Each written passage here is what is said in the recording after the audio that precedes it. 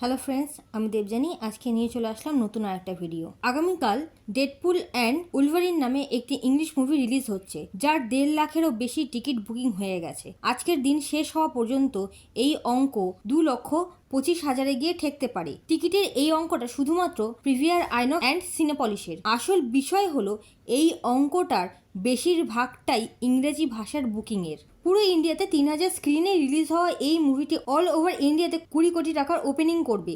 এটা সেই দেশের হাল যে দেশের সুপারস্টার তার নিজের ফিল্মে 2 কোটি টাকার ওপেনিং করে।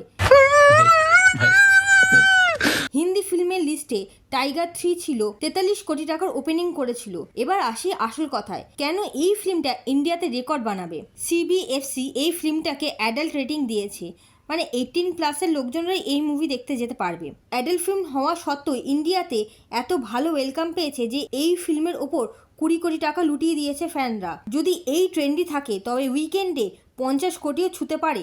সব থেকে বড় কথা, এই ব্র্যান্ডটা মার্বেলের মোস্ট অ্যান্টিসিপেটিভ মুভির মধ্যে একটা। এটা প্রথম এমসিইউ এর ফিল্ম যাতে এক্সম্যানের এন্ট্রি হবে এবং অফিসিয়ালি ডেডপুল আর উলভারিনের মতন সুপার হিরোকে এমসিইউর পার্ট বানাবে, যা আগে ছিল না। হিউ জ্যাকম্যান উলভারিনের ক্যারেক্টারকে প্রথমবার লাইভ অ্যাকশনে ইয়েলো শ্যুটকে ইউজ করতে দেখা যাবে। তাছাড়াও কিছু ক্যামিওস দেখা যাবে যা আপনাদের হোশ উড়িয়ে দেবে।